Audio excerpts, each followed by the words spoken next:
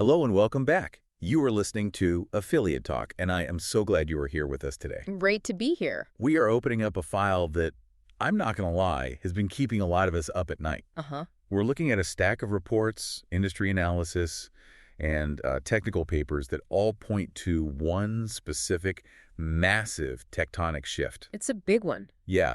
If you are in the business of recommending products, if you're an affiliate marketer or a publisher or just someone who builds niche sites, the ground is moving. It really is. We're looking at what is arguably the biggest disruption to the search and click economy since the invention of the search engine itself. We are, of course, talking about the rise of AI overviews or search generative experience or whatever the tech giants are branding it this week. Right. It's all the same thing under the hood. But the core question, and the one we are laser focused on today, is simple. How will AI overviews impact affiliate marketing? Yeah. When the search engine starts doing the homework for the user, what happens to the people who used to make a living providing the answers? That's the multi-billion-dollar question, and the anxiety is real. I've seen the forum threads. People are seeing the AI box at the top of Google occupying the entire screen on mobile, and they're panicking. They're saying SEO is dead. They're saying SEO is dead. We've heard SEO is dead every year since, 2005? At least. But this feels different. This isn't just an algorithm update where you tweak a keyword density or fix your H1 tags. No. This is a fundamental change in the game board of the internet. It's a change in the interface of knowledge itself. Exactly. And our mission for this deep dive is to get past the panic. We need to look at the mechanics of what's happening. Right. We're going to unpack the concept of agentic commerce and a new discipline called AEO answer engine optimization. Because while the era of 10 blue links might be fading, there is a new playbook emerging. I'm glad to hear that. So we're going to cover the terrifying stuff first, the zero-click reality, but then we're going to pivot to the strategy. We have to. How do we structure content so a robot actually wants to cite it? How do we find the botless niches? And how do we get paid when the click might disappear entirely? There's a lot to cover, and we need to get technical today. Let's do it. Let's jump right into section 1, the shockwave. When we talk about AI overviews, let's be precise. What is mechanically happening on the screen? Because I think some people just see it as a featured snippet on steroids, but it's more than that, isn't it? It is significantly more than that. It's a user interface shift, not just a ranking tweak. Okay. In the old model, let's call it the librarian model, you asked a question, and the search engine gave you a catalog. It said, here are 10 books or websites that might have your answer. Go read them. And the user did the heavy lifting. They clicked, they skimmed, they synthesized different points of view. Correct. Now, the search engine is using large language models, LLMs, to read those 10 books for you in milliseconds. It synthesizes the information and presents a coherent conversational answer right at the top of the page. It's not just, quote, one site. It's mashing up data from 5 or 6 sources to create a net new answer. It's doing the homework. And that brings us to the zero-click statistic that everyone is freaking out about.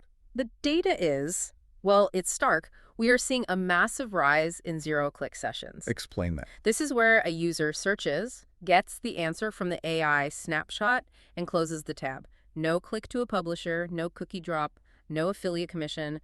The session ends on the search page. I was looking at the numbers in our research stack here.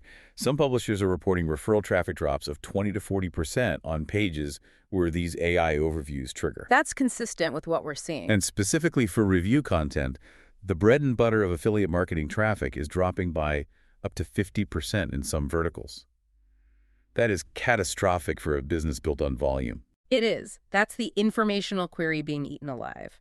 If someone searches how to clean a cast iron skillet, the AI gives them the 4 steps. They don't need to read a 2,000-word blog post about it anymore. So the utility of that blog post for that specific query has just dropped to near zero. Pretty much. And behavioral data suggests that maybe 60% of users might rely solely on that AI summary. The session just ends there. But wait, these AI overviews usually have citations, right? Little link bubbles or footnotes. Yeah. Can't we just rely on those? That was the initial hope, but the data is not great. We can't rely on them as a primary traffic driver. Why not? The click-through rate, the CTR on those specific citation links is incredibly low. We're talking around 1% in many cases. 1%? Yeah. The user behavior is shifting from hunting to consuming. If the summary is good enough, they stop hunting. They've got what they came for. That's painful. So if I lose 50% of my traffic and the remaining people aren't clicking the citations, is the business model just broken? Are we just feeding the machine that replaces us? It's not broken, but it is condensing. It's a double-edged sword. You lose the volume, but you potentially gain something else. Okay. We're moving from a game of traffic volume to traffic quality. That sounds a bit like a consolation prize to me. Sorry you lost half your customers, but hey, the ones who stayed are great. How does losing traffic equal quality? Think of the AI as a curator, or better yet, a concierge. Concierge. In the old 10 Blue Links world, you were in a crowded bazaar, everyone was shouting, you got a lot of tire kickers, people just browsing, not ready to buy. Right, low-intent traffic. Exactly. Yeah. The AI filters that noise. If the AI decides to cite you in its answer, it has effectively vetted you as a top-tier authority. It's saying, out of everything I read, this source is one of the most credible. So the logic is, if someone does click that tiny citation link, they aren't a casual browser. There's someone who wants to verify the source or go deeper because the summary wasn't enough for them. Exactly. The intent is so much higher. It's the difference between 10,000 people walking past your shop window versus 100 people being personally escorted in by a personal shopper. Okay. The 100 are there to buy. Okay, so we're trading volume for high-intent visibility. But that only works if you are one of the sources being cited. If you aren't in that AI snapshot, you're basically invisible. You're in the digital wilderness. You don't exist for that query. So how do we get into the snapshot? This brings us to section 2. We need to learn a new acronym. Move over SEO. Here comes AEO. AEO. Answer Engine Optimization. It's a fundamental shift in mindset. I feel like I just mastered SEO. This is different. SEO is about keywords, backlinks, right? SEO was about proving to a mathematically rigid algorithm that you were popular and relevant. It was about backlinks, keyword density, and site speed. It was a game of find me. Find me. I like that. AEO is different. AEO is about being the authoritative answer. It's cite me. The target audience isn't a human initially. It's the LLM. You're writing for the robot. You are structuring for the robot. LLMs are prediction engines. They want structure. They hate ambiguity. If you want to be cited, you need to hand-feed the AI the information in a format it can easily parse. Give me the cheat sheet. What does machine readable actually look like on a page? First, it's about explicit Q&A blocks. Literally a question and an answer. Literally. If you are targeting the query, best running shoes for flat feet, don't bury the answer in occlusion after a long intro. You need a block that says, question, what are the best running shoes for flat feet? Followed immediately by, answer, the best running shoes for flat feet are, and then list them. You're spoon-feeding it. You have to. You also need clear structure. Use headers, bullet points, definitions. The AI is skimming billions of tokens of text. If your content is a wall of prose with no semantic breaks, the AI glosses over it. So it likes lists. It loves lists. It loves data tables. It loves things that look like facts. And what about the code underneath? We hear about schema all the time. Is that still relevant, or can the AI just read the text? It's more relevant than ever. Schema markup is the language you use to tell the robot what the text means. Okay. You can't just rely on the text itself. You need to use FAQ page schema. You need how-to schema. You need product schema with nested attributes. Nested attributes. Yeah. Break that down for the non-coders listening. What does that mean? Okay, so it means you don't just use schema to say this page is about a toaster. Right. You use the code to say this entity is a toaster, the brand is Breville, the price is $150, the availability is in stock, the review rating is 4.8, and you nest those details inside the main product entity. Why does the nesting matter? Because if the AI is trying to build a comparison table for the user, say, comparing 5 toasters, it's looking for those specific structured attributes, price, rating, availability. Okay. If that data isn't in the structured markup, the AI might miss it or misinterpret it when it's trying to build that table on the fly. So if I just write a beautiful paragraph about the toaster, but I don't have the schema, the AI might ignore me in favor of a less well-written site that has the code. Highly likely. The AI wants certainty. Schema provides that certainty. There's also this concept I saw in the research, the first paragraph rule, or the inverted pyramid. This is the death of the recipe blog intro. Oh, I know this one. When I was a boy in Tuscany, the sunlight hit the tomatoes. And the recipe is at the very bottom. We all hate that, but we did it because it kept users on the page longer, right? For the dwell time metric. We did it for dwell time. But the AI hates it. It often pulls the answer from the first substantial paragraph. You need to answer the user's intent immediately. No fluff. Zero fluff. The best toaster is the Bremel because of X, Y, and Z. Then and only then do you elaborate and tell your story. Okay, so structure is king. But what about good old-fashioned rankings? If I do all this AEO stuff, if I have the perfect schema and the perfect Q&A block, can I ignore traditional SEO? Can I be on page 2 and still get picked up by the AI? That is a very dangerous myth. The answer is an emphatic no.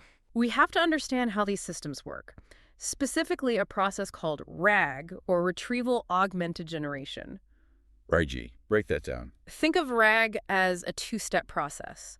Before the AI can generate the answer, it has to retrieve the facts. Retrieve them from where? It goes to the search index, the library, and pulls the top result, the top 10 blue links, basically. Then it reads them.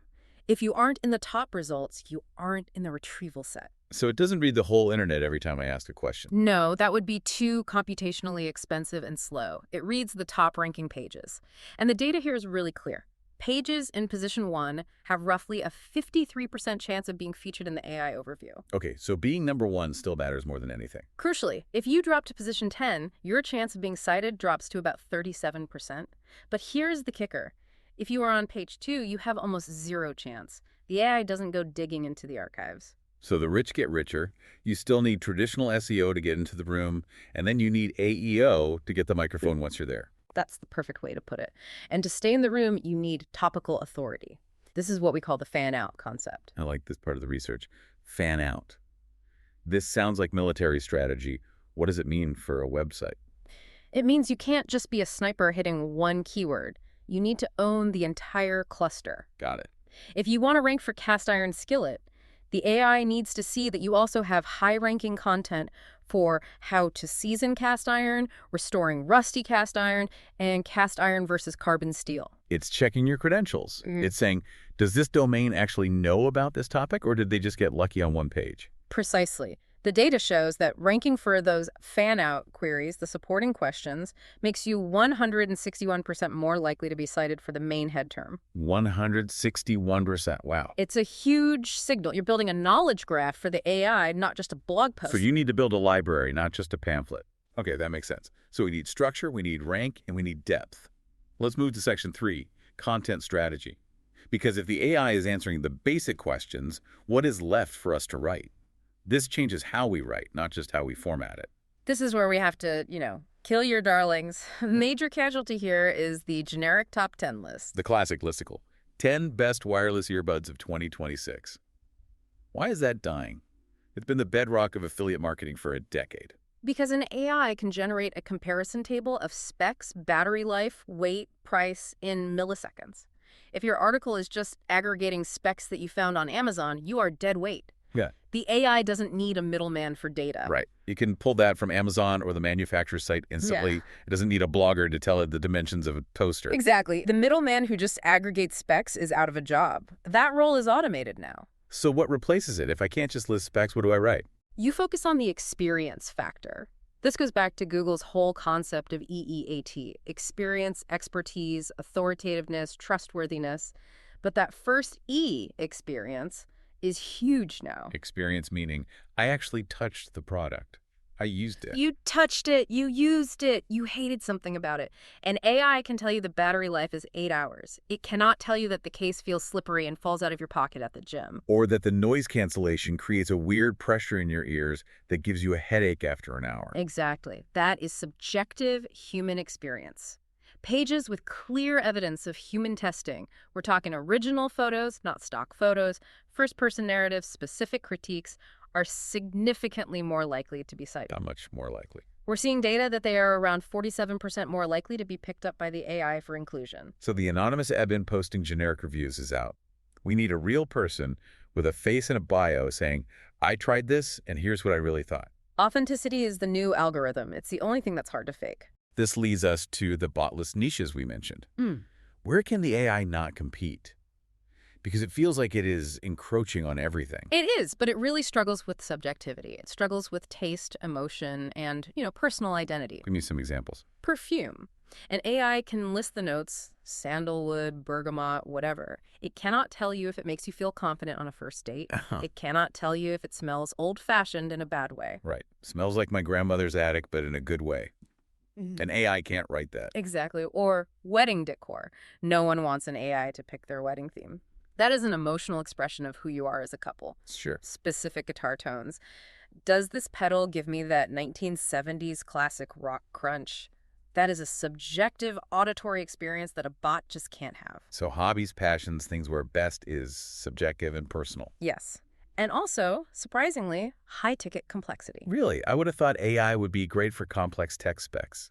It is great for specs, but if you are spending $5,000 on a gaming rig or a home theater setup, you are terrified of making a mistake. You definitely are. You want to see the failures. You want the detailed unboxing where the guy says, hey, watch out, this HDMI cable they include is too short for a wall mount, you'll need to buy another one. That is so true. I don't trust a review that doesn't tell me what sucks about the product. Exactly. And AI tends to be very polite and balanced. It often glosses over those little gotchas. Humans crave the gotchas to reduce their risk. So we lean into our humanity. We lean into our criticism. And that builds what you call the human moat. The human moat. And this is about community commerce. Explain that transition. What's community commerce? We need to shift from traffic renting to audience owning. Okay. Traffic renting is SEO. You're renting a spot on Google's search page. They can kick you off anytime with an update. Audience owning is building a recognizable voice, a newsletter, a Discord server, a membership site. So if I'm the toaster guy, to stick with our analogy, and people trust my taste in toast, they subscribe to my newsletter. Right. They don't search best toaster on Google anymore. They just wait for my email to come out. They bypass the search engine entirely, and if they bypass the search engine, they bypass the AI agent. That is the ultimate defense. Just don't play the game on their field. Exactly. If readers associate your name with taste and reliability, you win. Yeah. Your brand becomes the destination, not Google. I love that. Okay, so we have secured our human moat, but we can't ignore the future. And the future, according to our notes here, is agentic. Section 4, the future is agentic when bots buy for us. This is where it gets really interesting and, frankly, a little sci-fi.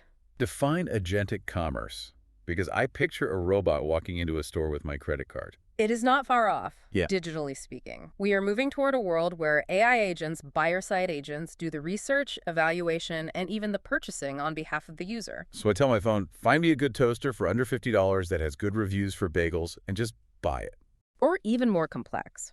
Plan a trip to Tokyo for under $3,000, book the flights on these dates, find hotels with good ratings near the Shibuya train station, and buy tickets to the Ghibli Museum. And the agent just does that. The agent goes out, executes all those searches, compares prices, reads reviews, and potentially even executes the transactions with your stored payment info. That is wild. So what happens to the funnel? We always talk about the marketing funnel awareness, consideration, conversion. The funnel collapses. We're calling it zero attribution commerce. Intent, discovery, and purchase collapse into a single conversational thread between a user and their AI. That sounds like a nightmare for marketers. If the user never visits my site, how do I build a brand? How do they see my logo? It is a huge challenge because the zero-click concept we talked about earlier evolves directly into this. Paint me a picture of this new buyer journey. Okay, imagine a buyer's AI agent. It visits your website. It visits your competitor's website. It reads Reddit threads about your product. It reads the technical documentation from the manufacturer. It synthesizes all of that. The human buyer might never see your homepage. So my beautiful branding, my hero image, my carefully crafted About Us page, the human never sees it. They might not. The human might not visit your site until they are 90% through the decision process, maybe just to confirm the purchase. Or the agent might just present 3 options and say, option A is best for price, option B has better features. The human just picks one. So my website isn't a destination anymore, it's just .data. No. Your website is no longer just a destination. It is an interface layer for AI agents. That is a fundamental shift. It's almost like we are moving back to a purely data-driven web. But the consumer of the data is a machine, not a person. Yes. The web becomes a database for agents. You must design for the agent as much as the human. If your site is hard for a bot to scrape, or if your pricing is hidden behind a login, the agent will just ignore you and move on. You are invisible to the shopper because you blocked their personal shopper at the door. Exactly. You have to be agent-friendly. So if the agent is reading everything, not just my site, does that mean what happens off my site matters more now? This leads into Section 5, surround sound SEO. Absolutely. 100%. Yeah. If the AI is reading the whole web, you need to be everywhere. We call this surround sound SEO, or more simply, brand authority. I have heard this term. It basically means when someone searches for your brand or product, they don't just see your site, they see you mentioned everywhere. Right. AI overviews favor brands with widespread recognition. They look for consensus across the web. Consensus. So if your website says, we are the best, and a dozen Reddit threads say this product breaks in a week, the AI is going to notice that discrepancy. It absolutely will, and it will likely trust the Reddit threads more. Wow. The AI looks at the entire citation ecosystem. Citations in videos like YouTube transcripts, user-generated content on Reddit, Quora, and other blogs. These all influence how often an LLM mentions a brand. YouTube is interesting here. I didn't think about video as text, but of course it is. Video is text now. Every video has a transcript that is machine readable. The AI reads the transcript. So if a famous YouTuber reviews my product, that counts as a major citation. A huge one. Mentions in YouTube videos show a very, very strong correlation with AI overview visibility. And what about user-generated content, or UGC? We touched on Reddit. How important is that? This is a fascinating loop. Think about it. An estimated 74% of content on the web is becoming AI-generated slop. Right. We are flooding the web with garbage, robot content writing for robot readers. Yeah. Because of this, the LLMs are desperate for truth. They are prioritizing human-generated signals like messy Reddit threads and authentic YouTube videos to find that ground truth. So because there is so much fake content, the AI values the messy, argumentative, sometimes misspelled human content on Reddit more. Yes. Paradoxically, the more AI content there is, the more valuable, authentic human discussion becomes to the training models. They're trying to find a signal in the noise. That is ironic. So, an actionable tip here would be partner with influencers or creators who are already cited by AI. Yes, that is a shortcut, a brilliant one. Go to ChatGPT or Gemini, ask questions about your niche, and see who it cites. See which YouTubers or bloggers keep popping up in the answers. Then what? Then go sponsor them, go partner with them, ride their coattails into the AI overview. Piggyback on the trust they've already built with the AI. That is a very smart strategy. It works. Okay, we have the strategy, we have the content plan, Yeah. but we have to talk about the bottom line, Section 6, the money question. How do we get paid? The attribution crisis. Yeah, if the user never clicks, or if the agent does the buying, the traditional cookie trail is completely broken. I can't drop a cookie on a user who never visits my site. Correct. The traditional last-click attribution model completely fails in a zero-click or agentic world. It's obsolete. So what is the solution? Is the industry just going to collapse? No, but the plumbing has to change. The solution is S2S, server-to-server tracking. Okay, that sounds technical. Break it down for the non-coders among us. Okay. In the old way, a user clicks your affiliate link, a little pixel fires in their browser, and a cookie is saved on their computer. If they buy, the cookie tells the merchant, hey, this guy sent me. Right, simple. But browsers are blocking cookies, and AI agents don't store cookies like humans do. In S2S, the tracking happens on the back end. When a user interacts with your content, maybe they sign up for a newsletter from an AI prompt, or they use a specific coupon code they got from an AI summary, your server talks directly to the merchant server. It bypasses the browser entirely. It bypasses the browser, it bypasses ad blockers, it bypasses the fact that an AI might be mediating the session. We're now tracking meaningful events rather than just page views or clicks. So we are tracking outcomes, signups, purchases, leads. Yes, and this shifts the metrics entirely. We have to stop obsessing over traffic as the main KPI. Traffic is no longer the God metric. We have to move from counting eyeballs to counting outcomes. Quality over quantity, like you said before. 1,000 visits from an AI-informed, high-intent buyer is worth more than 10,000 casual browsers. The top of the funnel is being eaten by AI. The middle and bottom of the funnel is where the affiliate value lives now. And this requires a change in how organizations work, right? You can't just have an SEO guy in the basement anymore. No. We need systems thinking. You can't have an SEO team, a PR team, and an affiliate team working in silos. Why not? They all have different jobs. Because the AI sees one brand signal. If your PR team is pitching one message to journalists, and your affiliate team is pushing a different discount to bloggers, and your SEO team is optimizing for outdated keywords, You create contradictory signals. you create noise. The AI gets confused. And if the AI is confused about who you are and what you stand for, it doesn't cite you. It moves on to a brand with a clearer signal. So you need one unified voice across the entire internet. Exactly. Disconnected teams create noise. Integrated teams create authority. And you mentioned the specialist approach becoming more important. Generalist marketing is dying. You need specialized infrastructure. You need CRMs, booking bots, automated email nurtures. If you get a lead now, that lead is gold. Right, because it was so hard to get. It's harder to get and more valuable. You can't let it slip through the cracks. You need automation to nurture that human connection because you can't afford to lose them. Wow. Okay, let's unpack all this. We have covered a huge amount of ground today. We certainly have. Let's just recap the journey for everyone listening. We started with the shockwave of AI overviews potentially dropping traffic by 50%. But we countered that with the reality that the traffic remaining is much higher quality, much higher intent. Right. Then we talked about the tactical shift from SEO, which was find me, to AEO, which is cite me. Right. We learned about the inverted pyramid writing style, the death of the fluff intro, and the absolute necessity of nested schema markup. And the importance of owning the fan-out topics, becoming the topical authority so you stay in the AI's retrieval set. Then we moved to content strategy. The top 10 list is dead. Long live the experience review. We need to be human, subjective, and critical. And build our human moat through community, newsletters, and owning our audience directly. We looked at the sci-fi future of agentic commerce bots buying for us, and how our websites are becoming data interfaces for those bots.